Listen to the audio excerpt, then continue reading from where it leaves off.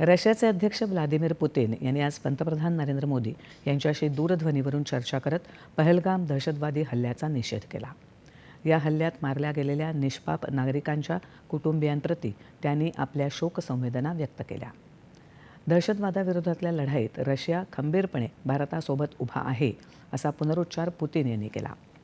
हा हल्ला करणारे आणि हल्ल्यामागचे सूत्रधार यांना कायद्यानुसार कठोर शिक्षा झालीच पाहिजे, असं त्यांनी म्हटलं आहे. भारत आणि रशिया दरम्यानची विशेष राजनैतिक आणि धोरणात्मक भागीदारी अधिक दृढ करण्याबद्दलची वचनबद्धता दोन्ही नेत्यांनी यावेळी व्यक्त केली. येत्या 8 मेला रशियाच्या 80व्या विजय दिनानिमित्त पंतप्रधानांनी शुभेच्छा दिल्या. तसंच या वर्ष अखेरीला होणाऱ्या वार्षिक परिषदेसाठी भारतात येण्याचं निमंत्रणही त्यांनी पुतिन यांना दिलं.